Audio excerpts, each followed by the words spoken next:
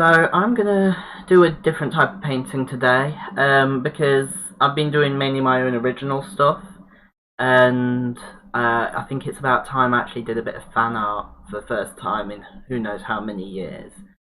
But I'm not just gonna do any fan art.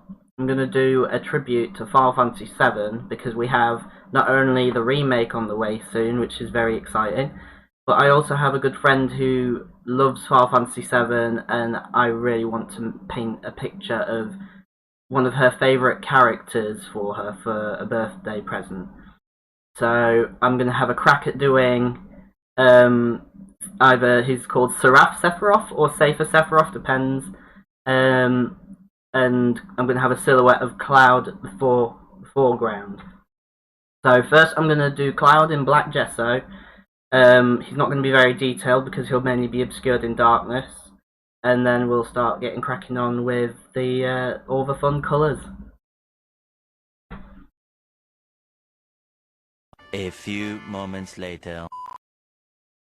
So I forgot to actually record this bit, but I just use a normal pencil, and I very briefly sketched all this out. Because this is the first time I've ever done any real fan art for oil painting, and I'm going to still try and use some of the technique that Bob Ross taught, do a few pieces here and there. The cloud techniques will definitely come in handy for the background, because as we know, if you follow Final Fantasy VII, when you fight Seraph Sephiroth, you've got this weird spiral of purple and blue clouds, so that's going to be a lot of fun. But I'm now going to just quickly black gesso Cloud. I might put some grey gesso on for Sephiroth just so that he keeps nice and bold. But I'll see as I go, because this is going to be something entirely new for me. So we'll see eventually how it turns out.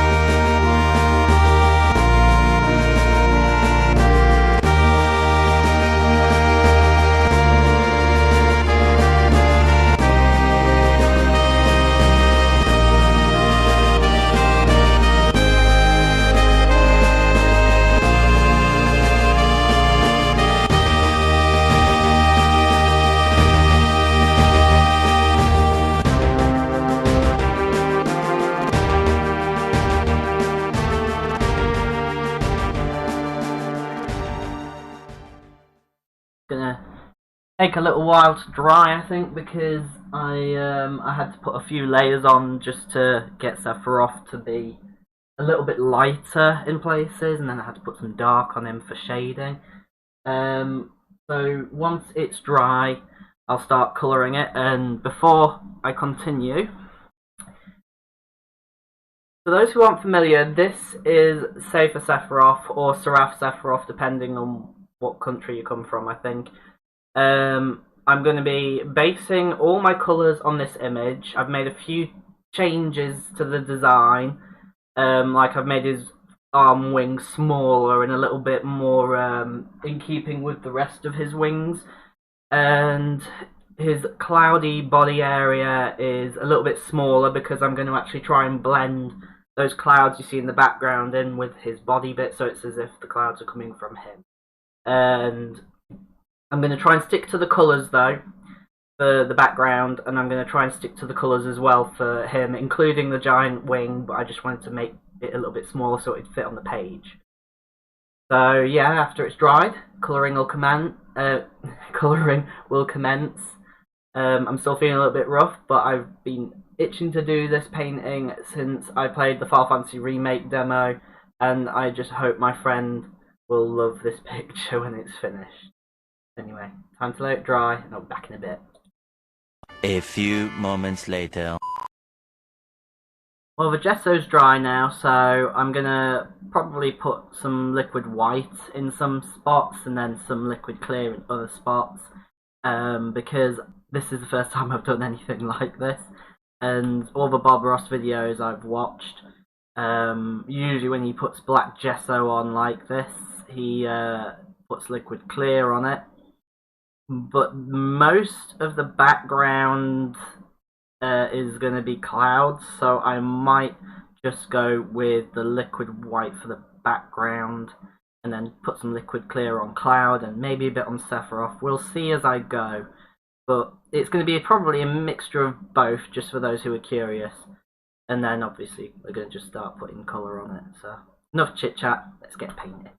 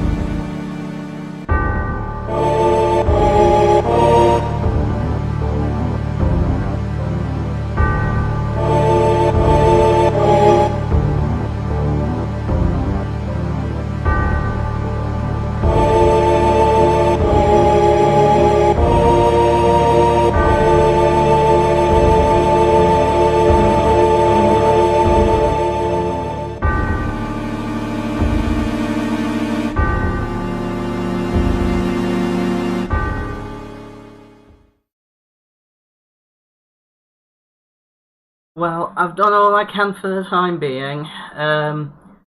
There's still a few bits I need to do to the painting. I need to add some glow to the halo and to the materia, and a little bit more detail on the leg wings, and some highlights on the arm wing.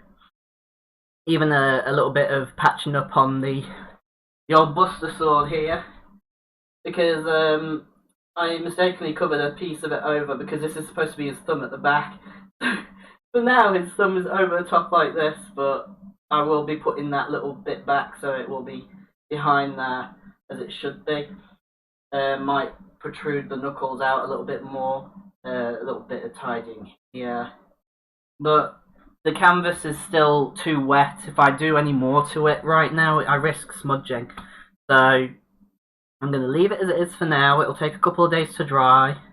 When it's dry enough for me to add these other things and correct these things, then I will call it done. It's been a challenge. It's been very nice to try something different, really. I mean, I did use some of the wet and wet technique that Bob Ross used for his landscapes on this, and I didn't think they'd work, but they did work. I mean, the clouds for the background, that was a Bob Ross wet and wet technique, and as was a few of the tricks that I used to make the feathers for Sephiroth's arm and leg wings. The same type of technique you'd use to make trees worked for that. And yeah, so it's done for now. I won't be doing a time lapse for the finished painting because what needs doing next is so small, it's really not worth the time. So I just hope my friend, when I present this to them, that they like the painting. I will try and get some prints made of it though as well, so other people can enjoy this as well.